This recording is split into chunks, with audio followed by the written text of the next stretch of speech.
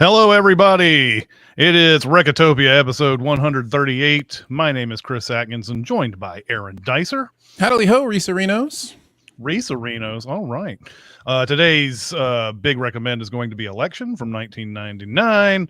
I would like to acknowledge chat. Thank you guys for coming out. Even James came in and said he saw Audition based on my recommend last week, and he very much enjoyed it, and he pointed out some things that yes are very, very good about that film. I highly recommend it for people who can tolerate a little bit of visceral violence, just a little bit, but it's visceral. Anyway, I guess I will start us off with our small recommends.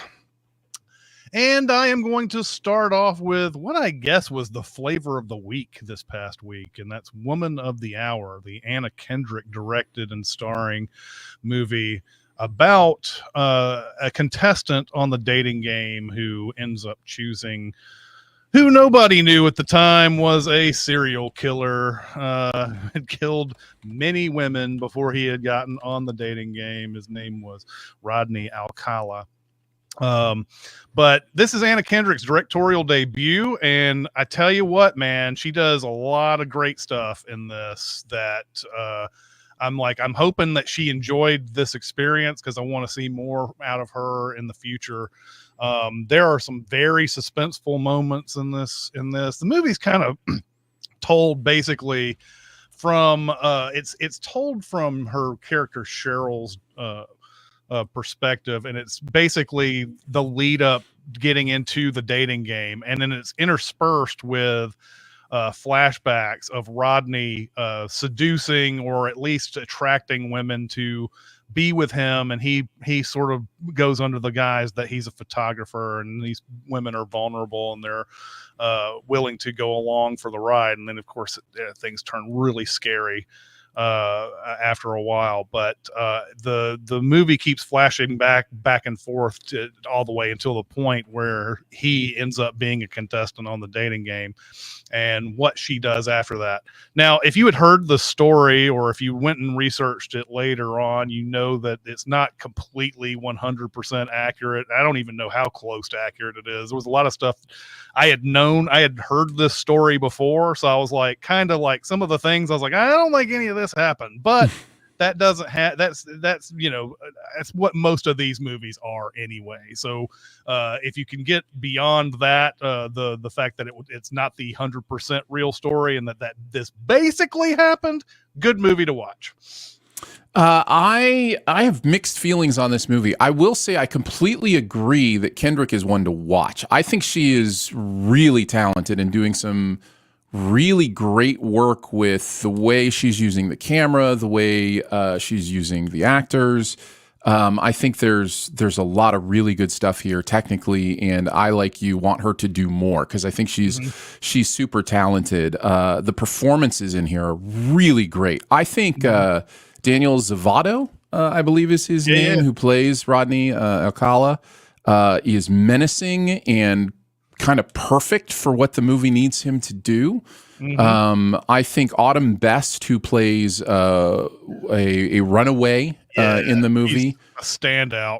I almost stole the movie for me. She's so good in this movie, and actually kind of leads to some of my mixed feelings, which is I felt like the movie was so much stronger when it was in the zone of telling the story of the serial killer. And it was almost like the dating game stuff, which is the hook, I guess, because that's really weird that in real life this serial killer went on the dating game. Like that's a really interesting hook. But I think, unfortunately, it kind of muddles this movie a bit. Like it feels a little messier than it needs to be structurally and story-wise. The timeline can get a bit confusing, I think. Yeah, it does. It's weird too, because the Kendrick character feels like the protagonist, and yet that part of the story isn't really the story the movie is telling.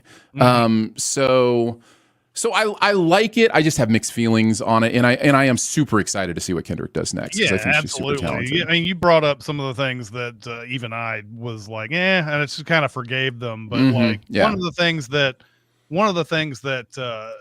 that these serial killer movies don't do very often is they don't usually tell the stories of the victims. They usually are from the perspective of the serial killer. Mm-hmm. And so, that's that's something that's come into sharp focus over the past few years, while all these Ted Bundy and Menendez brother, all these type of things that keep coming out are, they never focus on the victims Mm-hmm. whatsoever. And they just, that's what they are in the movie. They're victims. They don't have a real story behind them. So anyway, yeah, I guess watch this movie knowing that there is some things to be mentioned about. Yeah. Yeah, absolutely. I'll kick off my first small recommend with a recent movie as well, but one I'm just getting around to, and that's Transformers 1. I wanted to chat a little bit about this one. This is another one I have some mixed feelings on, but this is definitely a recommend because this is just a really solid movie watch. It's just and it's nice to see a franchise that just takes a swing with world building and some kind of, because it takes place before all the Transformers stuff we see on Earth. This is kind of how Optimus Prime became Optimus Prime-ish kind of thing. And it really, really works. And I think a lot of the reason for that is the way the story is told. I think it's compelling. I think the voice performances are really good. There are a lot of voices that you're going to know in this. Chris Hemsworth plays Optimus Prime, which may seem like an interesting choice considering how iconic that voice is, but this is a very young Optimus Prime. Brian Tyree Henry plays Megatron. Scarlett Johansson is in here. Steve Buscemi is in here. John Hamm, Lawrence Fishburne. So a lot of voices you're going to recognize doing good work. But it's also Josh Cooley directing it. And if you don't know that name, Josh worked closely with Pete Best at Pixar and doing Inside Out, and then directed Toy Story 4. So he definitely has a good sense of animated storytelling and all that stuff. Now, the mixed feelings are that a lot of this stuff doesn't make sense to me, and that's unfortunate. Like there's like I don't understand. I thought Transformers came to Earth and were trying to hide by looking like cars. Maybe I'm wrong. Maybe I'm wrong in that, but I don't know why they look like cars and jets on their own planet. That doesn't make sense to me. It also adds an element of who can transform and who can't, and so that's a little bit weird to me in a new part of the world that I'm not sure completely makes sense. But I understand it story-wise, and ultimately I'm a story guy, and so the story part is the one that I focus on. But I think it's really good and worth a watch, so I wanted to recommend it. I've heard enough good about this that I want to watch it. This did, I think, okay at the box office. It wasn't a huge hit. It wasn't like that Teenage Mutant Ninja Turtles that came out, was it last year, that everybody was raving about, but like it did decently. I think a lot of people were kind of confused because we're in a regular run of Transformers movies, like live action. And so that because the live action movies like don't have much discernible from animated movies anyway, like that's just probably looked like another the Transformers 6 or 7 or whatever to a lot of people. So, and that's one of the other annoying things about these movies, the Michael Bayification of the Transformers, is that they don't transform, they morph, and that's always annoyed me. Like I want it to be like like I want to see how the arm becomes the front of it, but no, it's just like, there's an alternative timeline where we're all playing with morphers. that's right. Yeah, absolutely. My second small recommend was a movie that I had not seen in forever, but I loved back in 1999. Talk about, 1999 has gotten a huge sort of retrospective this year because of the 25-year anniversary and how many great films came out. There were a lot of movies that came out under the radar in 1999. One of them was Stir of Echoes, which came out in the sort of the shadow of The Sixth Sense, because The Sixth Sense came out in August, and I believe this movie came out either in late August or early September or something like that. And yet again, there's another kid here who can see dead people and stuff like that. But it's not really about the kid. It's more about Kevin Bacon, who is skeptical that his sister can hypnotize him, and of course she does. Sister played by Ileana Douglas, who I love. And she does successfully hypnotize him, and after his hypnotization he starts seeing things that are like, sometimes they feel like they're kind of things in the future, sometimes they feel like things that are something that's happening to him but they aren't really, and he keeps seeing this ghost played by Jennifer Morrison running around the house, and so he becomes obsessed about figuring out what's going on in this neighborhood. And this movie has some nice scares to it. I love the story of it. David Koepp, who was a Jurassic Park writer, I believe, directed this movie. And very brisk, very fun, very well done mystery kind of story. It's a horror movie, but mostly it's a mystery of what went on with the Jennifer Morrison character, and I highly recommend this movie. I had not seen it in a long time. Yeah, I'll throw a recommend for this one as well. It's a really well paced thriller, and it gives you the information you need to stay invested in and to have a good time with it. I watched this for the first time 5 months ago. So, oh wow. And was, it's interesting how movies can get buried because of other movies, and I really do think that this got buried because of the Sixth Sense phenomenon. It definitely did. Yeah. So I think it's worth rising this one from the dead, so to speak, for you to check out. Absolutely. My second small recommend is a documentary. I'm full into documentary season right now. We have our documentary awards before our overall awards, so I'm just like knee deep in docs right now. But this one came out on Netflix, and a lot of people have been watching it. It's Will and Harper. Oh yeah. This is a documentary about Will Ferrell's receiving a letter from a best friend from his Saturday Night Live time that was a writer on the show. They did a lot of stuff together and basically received a letter from this person that they were transitioning, and they were a woman. And it is about Will Ferrell's experience with that. He's really honest about questions he has about how does this change our friendship? How does you being a woman change the way I relate to you? Like how, and so he decides they decide, I should say, to go on a road trip together and visit very specific geographical places that mean something to them. And they go from New York to LA all the way across and stop at different places along the way. So it's kind of a road trip documentary between two friends catching up and having conversations about how the world is different. And overall, just a beautiful look at what it means to listen and love someone. You know what I mean? And we all could do that a little bit more as opposed to the closing ourselves off and judging people. Absolutely. So yeah, it's got a real great heart to it, and I would recommend it. And I think people have pointed out, I haven't seen this yet, but I think people have pointed out having someone like Will Ferrell be the subject here is important, because he's been a part of all sorts of like rude comedies and things like that, things that get to a certain audience that people might, hey, I might watch this with Will Ferrell in it and learn some things along the way that I had never thought of before, and things like that. So having someone like him here instead of like, George Clooney or somebody like that we know as a hyper liberal person or whatever. Like I think it means a lot to have him be the main guy here. So I will also say it's funny too. I think Will Ferrell is a naturally funny human being. In fact, I like real life Will Ferrell sometimes even more than like movie actor Will Ferrell, where it's dialed up so much. But he's really funny, and it's he's not afraid to make jokes with Harper, and at one point asked Harper if she's a worse driver now because she's a woman, that kind of stuff. Right. So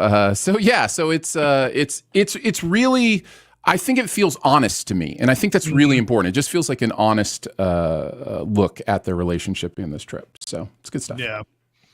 All right, on to our big recommend, and that is Election, also from 1999, also basically overshadowed that year by so many movies.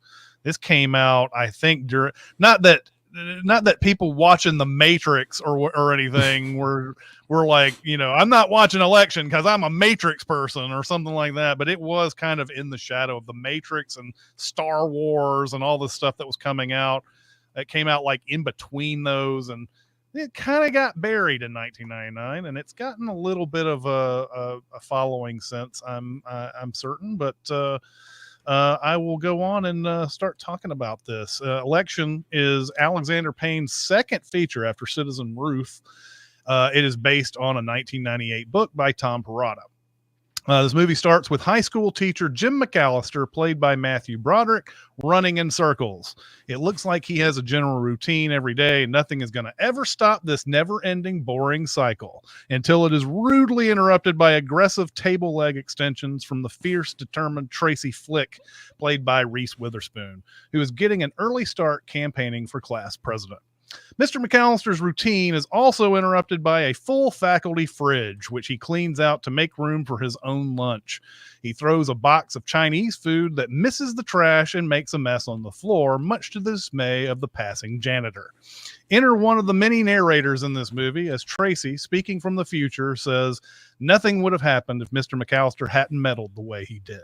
Whatever this event is, Tracy is clear that he messed with destiny, and the only thing that happens to people who mess with destiny get destroyed." This narration coming over a sweet, innocent-looking, and lonely Tracy Flick sitting at her campaign table. McAllister then narrates, acknowledging that whatever the big event is, it has to do with the election. He mentions that he was a teacher and he loved doing it. And we see how involved he is with the school and the students. He's won Teacher of the Year 3 times, and he's proud of being able to teach kids about the tough ethical and moral decisions that they'll face as adults. However, he seems to treat Tracy differently, even going as far as not calling on her in class, even though she's the first and most eager one with her hand raised. Eventually, though, he has no choice, and as Tracy answers a question about the difference between morals and ethics, we are given a quick montage of Tracy Flick's domination of the school yearbook, in which she appears on roughly 20 pages. But her main focus is student government, where her real passions lie. Then we are given sudden whiplash by one more detail. Jim's friend and fellow teacher Dave Novotny, played by Mark Haralick, knows some very intimate details about Tracy that he details graphically, revealing that this married teacher is sleeping with a student and is, of course, using his power over her to take full advantage of it. Tracy puts on her rose-colored glasses, declaring that she and Dave's relationship was based on mutual respect and admiration. As a viewer, you can decide whether this is true or not, but the images tend to belie the narration, especially when Dave seduces Tracy to the Commodore's 3 times a lady with a crib of Dave's newborn visible in the background. Dave believes that he and Tracy are in love, but this affair is quick to end as Dave's message to Tracy asking her to go on a Hawaiian trip with him is discovered by her mom. Principal Hendricks, played by Phil Reeves, asks him if he crossed the line with Tracy, to which Dave more or less confirms. He's fired, and his wife Linda, played by Delaney Driscoll, divorces him. Now that's a lot of information given to us while Tracy tries to answer a question about morals and ethics. The bell rings during her answer, a bell which Jim is eager to acknowledge, and we can see the first wave of disappointment washing over Tracy when it comes to a teacher she admires. Her narration confirms this, and she says that she feels sorry for a guy who's constantly running in circles. We are also told that Tracy's mom, played by Colleen Camp, is a huge influence, and it is more than hinted that she's living vicariously through her.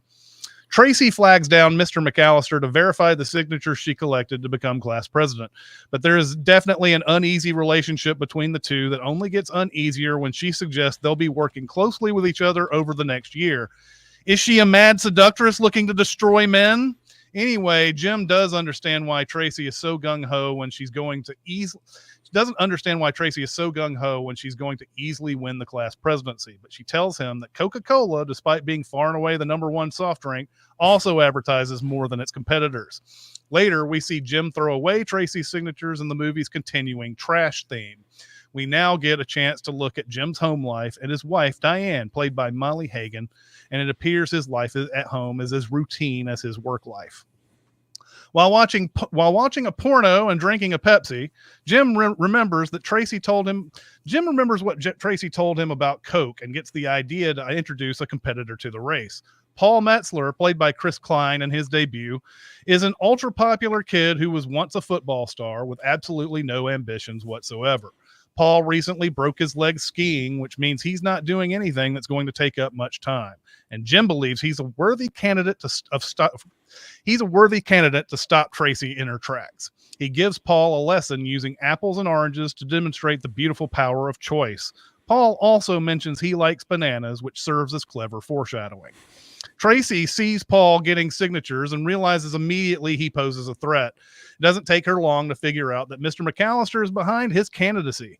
It's revealed during the narration that not only is Paul popular, but he's got another advantage: wealth. His father owns a cement company. Paul drives a nice truck while Tracy takes the bus.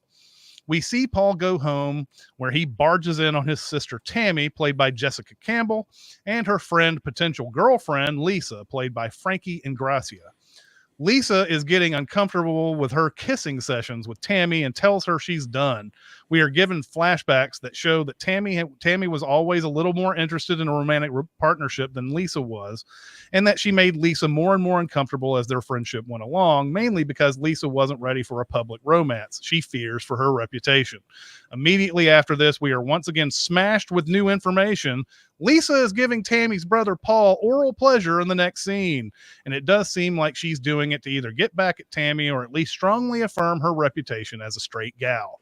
Paul and Lisa become boyfriend and girlfriend, and she helps Paul with the student council election.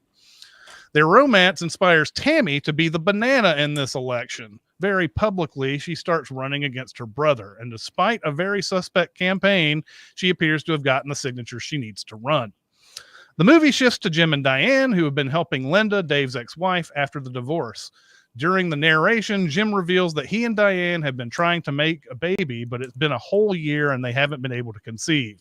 Jim seems kind of attracted to Linda, and he often goes to her house alone. They start spending a lot of time together. There's a point where he makes a pass at her by asking if she wants to get a room at a sleazy motel, but she's not ready for that smoke and shoots it down immediately.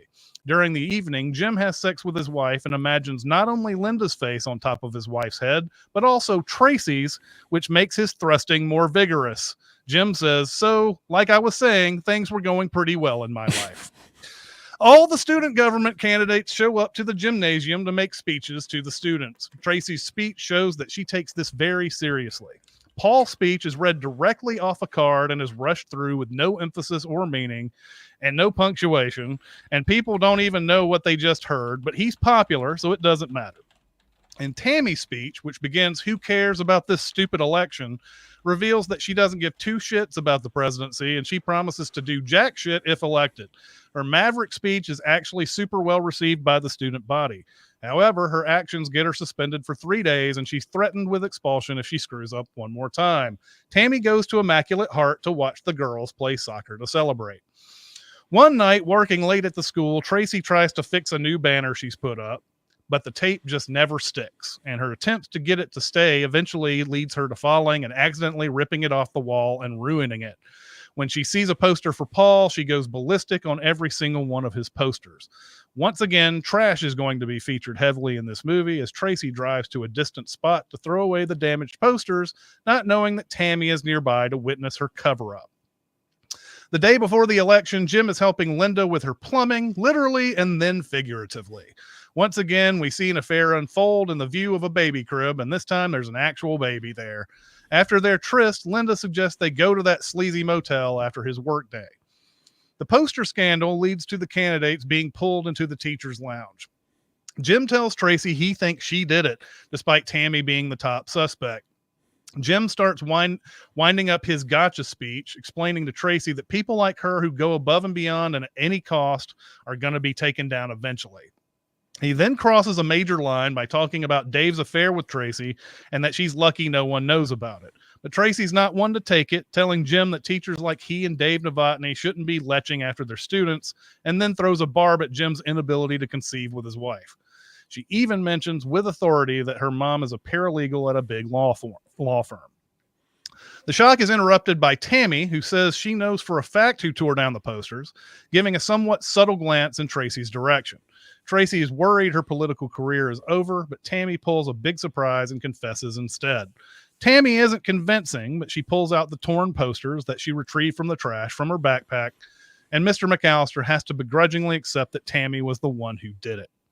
Jim's attention quickly shifts to motel sex with Linda, and he gets prepared for it during school hours, handing the kids a pop quiz, leaving the school, buying stuff at Walgreens, getting the room, and scrubbing himself up.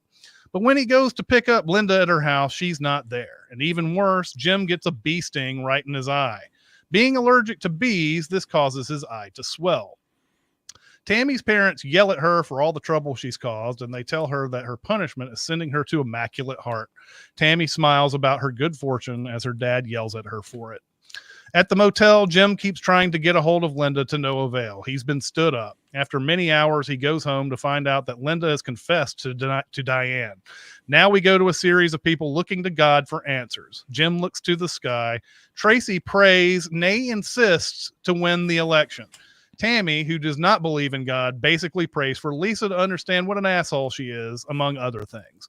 Paul, the most sincere prayer out of the group, prays mostly for Tammy, but he also thanks God for his big penis, too. On to election day, the students are told that Tammy Metzler is no longer on the ballot. The votes come pouring in. When Paul votes, he thinks it's wrong to vote for himself, so he votes Tracy. Jim tries to call Linda, and she finally answers, but she's at the point of no return. She now feels like Jim took advantage of her, and whatever spell she was under, she's not anymore. When Jim returns to the classroom, he asks the students who won the election. But the by-the-book election chairman, Larry, played by Nicholas DeGasto, is insistent that Mr. McAllister count the votes first to ensure an independent count. Larry, we're not electing the fucking Pope here. Larry reveals that Tracy has won by one single solitary Paul Metzler vote. Jim is disappointed but proceeds with his count, which he's about to confirm until two things happen. One, Tracy's election worker bee, Eric, gives Tracy a thumbs up while she is outside spying to indicate she won the election. And two, Jim notices a happy Tracy jumping around in the hallway. Jim is now more determined than ever to make Tracy pay, so he quietly crumples two of her votes and throws it yes into the trash. Now he tells Larry they have a problem. They get Principal Hendricks to verify the count. It appears that Paul is the new president. Larry is more than upset about this perceived mistake, believing without a doubt his count was correct and all votes were accounted for before Mr. McAllister did his count. It's revealed, even though it doesn't matter to the outcome, that the number of disregarded votes in the election actually exceeded both candidates' votes, meaning Tammy would have been the winner. Before the announcement, Tracy gives Paul a line of shit about running a great campaign in an effort to look like she's got class, even though she already knows she won. She then stands up before the winner is announced, but is stunned to hear Paul's name called out. And while Paul accepts the win, Tracy is heartbroken. That night, Jim tries to reconcile with his wife, who closes the door in his face. He spends the night in the same sleazy motel. The next day, Jim is invigorated, believing he can get his life back on track. But as soon as he walks into the principal's office, he discovers that his wrongdoing from the previous day has been uncovered, by the janitor, no less. Paul is informed about the two trashed votes, and Jim is forced to resign. The movie's ending shows that Paul is totally okay not being class president because his popularity still gets him elected homecoming king and prom king, and he threw a bitchin' Mexican party at his dad's cement business, and he eventually gets into the University of Nebraska. Tammy goes to Catholic school and meets a girl named Jennifer. Tracy rules the student government with an iron fist while killing it at school and getting into Georgetown. But she does lament her lack of friends. Finally, Jim moves to New York and works at the Museum of Natural History. He's got a new girlfriend, and we're told that he sees Tracy one more time when he travels to Washington. When he sees that she's already become quite successful, climbing into a limo with a congressman, he throws his drink at the limo as it drives away. He doesn't know if she ever saw him. Finally, the movie ends with Jim taking kids through a tour of the Museum of Natural History, where Jim once again tries very hard to fight the good fight. After asking a question about the difference between igneous and sedimentary rocks, he once again finds himself in the position of trying to ignore another Tracy Flick type girl with her eager hand up. And that is how the movie ends. Aaron, what did you think? I love that the movie ends with anyone, Bueller, Bueller. Yes. Which I think might have been intentional because there's also the shower. There's a couple like Broderick in the shower things that also felt very like reference to Bueller. Yep. I really like this movie. I'm hit or miss with Payne. Mostly miss when I kind of look through his career, but the hits are so good for me. Like this and Descendant are two of my favorites, or The Descendants, or I forget exactly what it's the called. Descendants. The Descendants, yeah.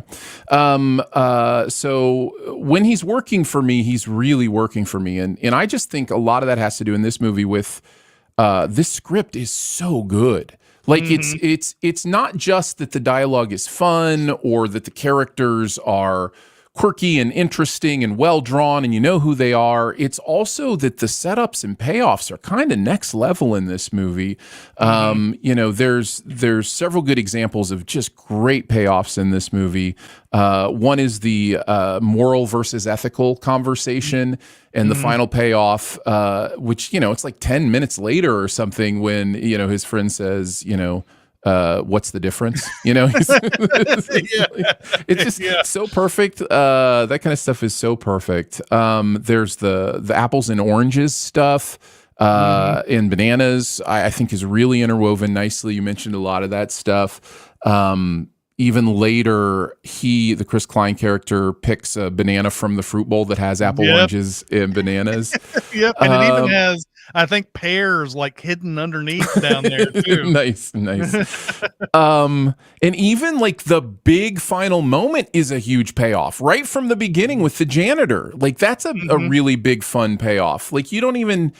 It's handled so well at the beginning where you think you're just getting character information on this guy that is trying to do his level best, but is, actually causing more trouble than he thinks he is. And the look from the janitor of, I can't believe you just, threw that Chinese takeout on the floor. And then he walks off. And there's just a quick flashback at the end to that Chinese takeout on the floor. And, it's just that choice, that one little miss of the garbage can may have gotten him fired or gotten him caught, I should say. Yeah. So yeah, just a lot of really cool setups and payoffs in this that I really, really like. I also think the editing is, it almost feels different than most other Payne movies to me. It feels a little more Wes Anderson-y sometimes, a little more...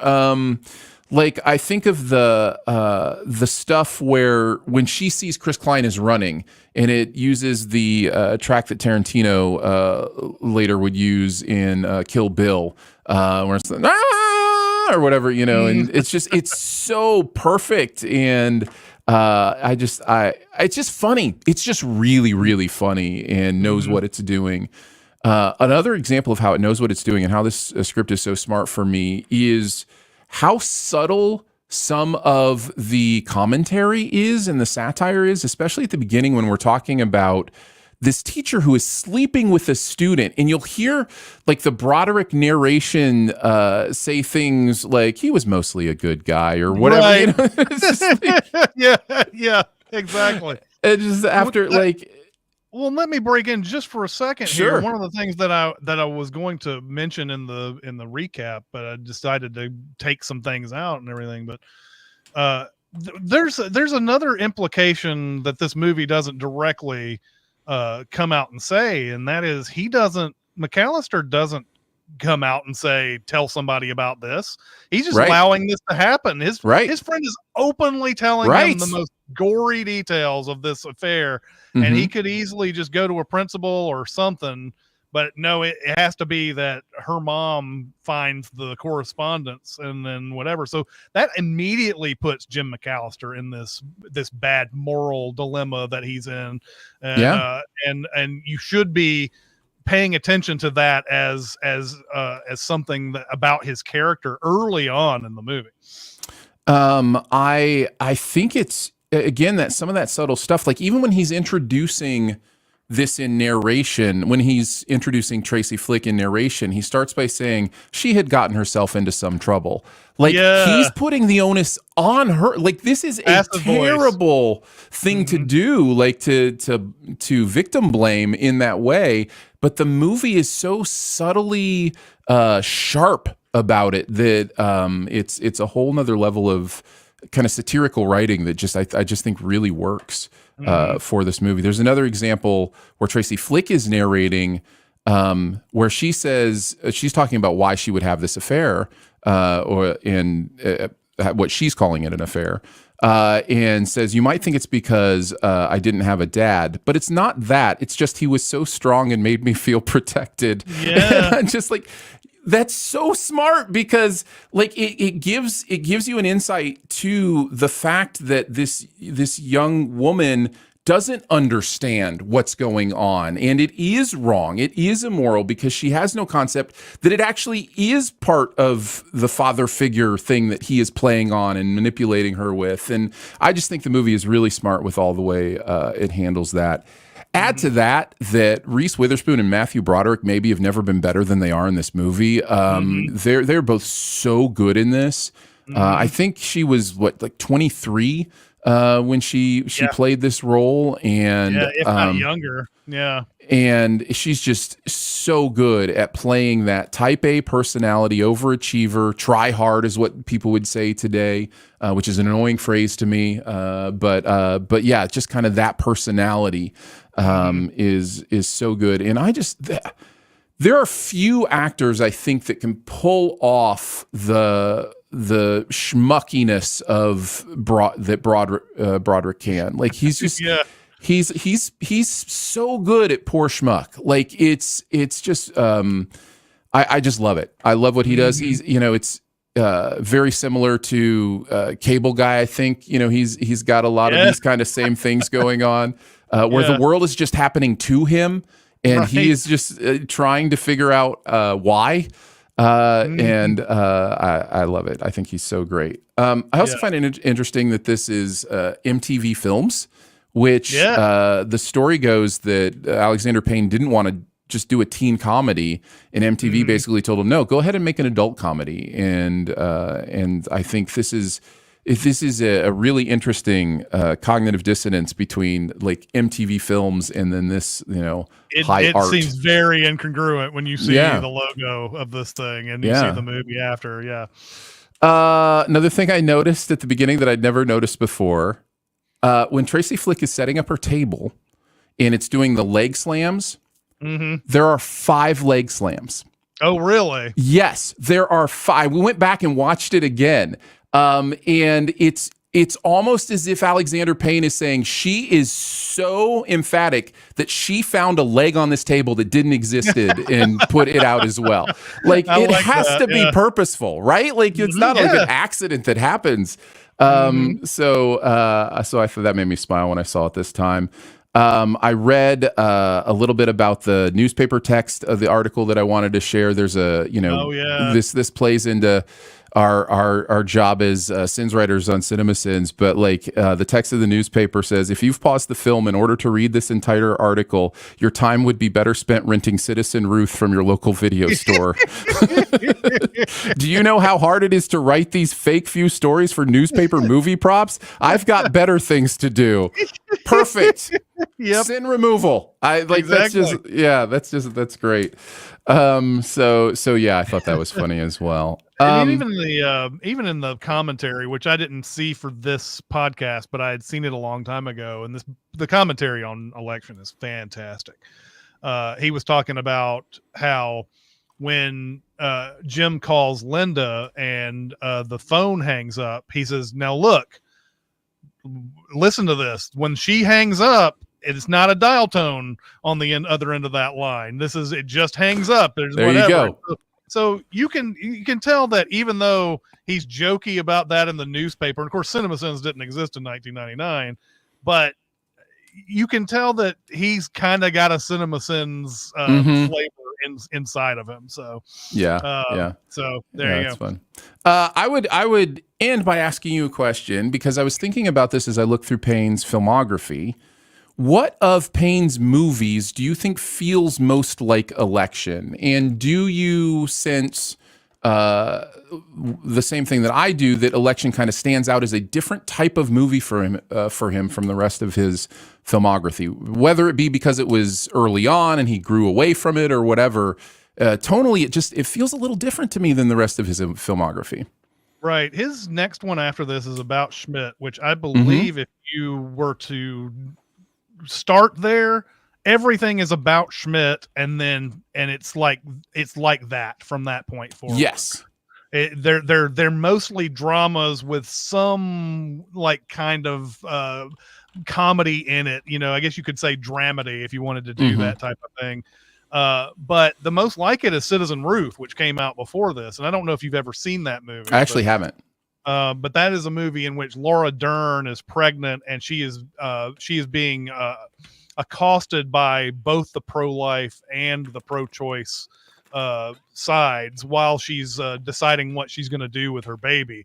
Now, it's more than a little outdated, because the pro-choice side, they want to kill that baby. They want, it's that murder. kind of thing. Yeah. It's not really choice in the movie, really. I mean, I need to see it again, but there's a big, huge cast in it. It's a pretty funny movie, but it's pretty outdated too. I mean, to put the pro-choice side into that category, then you're just trying to make it an even movie at that point. But Citizen Ruth is the closest to this movie, no doubt about it. Everything else is like about Schmidt, really, when it comes down to it. So, yeah, that's kind of the sense that I get, and I miss it. This is one of my favorite movies from him. I think there's a little bit of it in The Holdovers, but I think even The Holdovers feels like, the majority of his filmography. And I love The Holdovers, by the way. That's one of the Payne movies that I really, really love. Yeah. So yeah, I don't know. It's interesting how people kind of grow into who they want to be as a director, and then there are some kind of as an audience a little bit of lamenting, like, Election is really good and really funny. I kind of miss that tone a little bit. Yeah, there's a few things that I just constantly go back to on this. First off, I want to shout out Reese Witherspoon, who is a Nashvilleian, and I get the sense that some of her life in this movie was her life while she was in Nashville, because she went to Harpeth Hall, and I am almost certain she was an overachiever of some sort while she went to that school and everything. And I've never read one way or the other, but I have to feel like she really knew this character. If she wasn't this character, she knew this character when she was doing it, because it is one of the most fully realized performances that she's ever done. So definitely want to shout her out on that. I love Chris Klein in this. I don't know what exactly, because this is his film debut, and I'm pretty sure Payne is probably like, this is how you want to do this and whatever. Don't worry about like being a great actor here. I just want you to just do these things. When he's doing his narration, everything is like a I don't know, it's like a huge surprise, the way he just randomly says, well, it was a big surprise when I took Lisa home, and she was just there blowing me, and this is out of nowhere. And then it's like, and every day we would go home to fuck and have a hot tub. It was just like, it's very stream of consciousness what he does throughout the whole thing.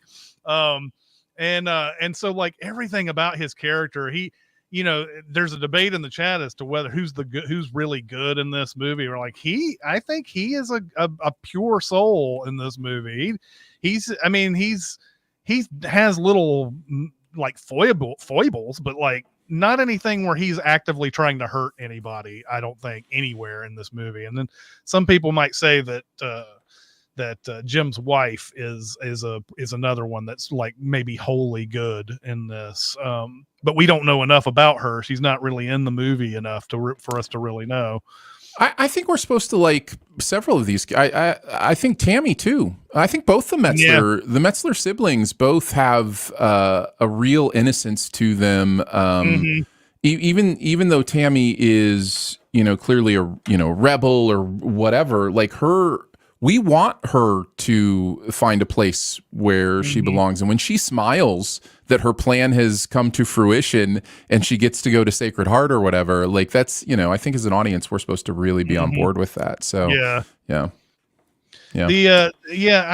I mean, certainly all the characters have their likable traits or whatever. And like, Jim, I don't know. He's the protagonist of the movie. Do you end up liking him by the end of this movie? No, I think Jim is the exception in that I think we're supposed to, despite his the world crumbling around him kind of in this movie, I think we're supposed to understand that he is the problem. Yeah. And that as ambitious as Tracy Flick is, she's not the problem. No. They're when she finds out that Paul is running against her, her response isn't to cheat or to try to get him out. Her response is, okay, let's go. Yeah. I can beat you. You know what I mean? Like, so I think Jim is the problem here, and I think the movie again, even subtly, is telling us that the whole time. So everybody around him, other than possibly Linda, who does seduce him, everybody around him is, I guess, both the Novotnys. Dave also is clearly a terrible person. Yes. But yeah, everybody else is kind of trying to figure out who the best version of them can be in this world. Right. And the movie it does the same trick on the opposite end with Tracy Flick, because she's the antagonist of this movie, but she's a victim. She's such a victim of a lot of things. Not only the Dave Novotny thing at the beginning, which is just, it's like, that's a horror show. I don't even know if you could do this in a movie today, have that kind of relationship told so matter-of-factly as it is in this. But also at home, her mom is just, I mean, we don't get to see much of her mom, but we see these little microaggressions and things like that. Like, yes. Maybe if you had given out a couple more cupcakes, I don't know, and these type of things that she's clearly driving her daughter to be this super overachiever and everything. And in the end, what is she doing wrong? She's not trying to, stomp on anybody. Now, McAllister, who's in this routine life every day and whatever, and will never achieve big things and all this other stuff, sees this happening and he wants to destroy this weed right off the beginning. I think this movie is just absolutely fantastic in how you perceive who the hero of it is by the end of it. Not very many movies can do that, and especially somebody who is got the kind of nice guy baggage that Matthew Broderick does. He's the hero of Ferris Bueller, even though you can also say he's kind of a dick in that movie too. But we know him as Ferris Bueller and everything, and now he's the authority in this. And it's kind of just a neat magic trick they do with these two characters. So, yes, I have. This movie is just like I just love it to death, and I also love the fact that the pick flick on the cupcakes and the buttons looks like pick fuck. Was done on purpose, obviously, and I love that. So anyway, that was another stuff. Yeah, the chat is rightly bringing up that she did tear down the posters. She did make a mistake there in a moral choice or whatever, and should have come clean about that. That's true. That is one thing for sure. So that's worth mentioning as well. But I think overall the movie is trying to say something very clear about the McAllister character, and everybody else is just a part of that swirl. So yeah. Yeah, and one more thing too. I love all of that irony about everything concerning the election. The fact that Paul votes for Tracy and not himself. If it's almost like if Jim had just found somebody just the slightest bit more ambitious, he would have never run into this situation where he feels like he needs to pocket 2 votes or throw them away, obviously. And the fact that the third candidate would have been the winner in all this, kind of a comment on humans in general who are like willing to be like, who are willing to vote for somebody who's willing to tear it all down instead of like keep it up and everything. And just, just general dislike of someone like Tracy, who's like this do-gooder and everything. And it's like, we hate that in society, and she is thoroughly punished for it. But of course, by the end of it, she's getting in a limo with a congressman. So, maybe she does end up winning in the end. So maybe. All right. Let's go on to our super secret double feature. I looked in a lot of different directions on this. I thought about tone. I thought about kind of the satire angle, and that's kind of where I landed. High school satire. I think Heathers is a nice 1-2 punch with this. Very good. It feels very similar to me in the over-the-top nature of the tone, and deals with issues of teenage sexuality, all sorts of things in a comedic and over-the-top way. This is mostly about the students, so there isn't necessarily the McAllister stand-in, but it just feels like a good 1-2 viewing experience to watch these movies together. Clearly a great super secret double feature for this. Heathers is the one that could easily see being a big recommend at some point. Talk about another movie you probably can't do today, considering all the things that they go through in this high school and everything. But these are 2 very young hot stars at the time. Like Winona Ryder I think she's like 17 in this, maybe even 16 in this movie, and Christian Slater is like 19. I think he's very young in this, and there's like just a huge like career coming up for the next several years for them after this. Heathers is a great choice. Plus, it has one of the greatest lines of dialogue in cinema history with "I love my dead gay son." Yes, just so good. That's awesome. It's so. I love my dead gay son. So good. Oh my God. All right. What is next week's homework, Aaron? We will actually be doing this on election day when we do our next one. But what is the next one? Not to color the choice that you make here, but what do you got for us next week?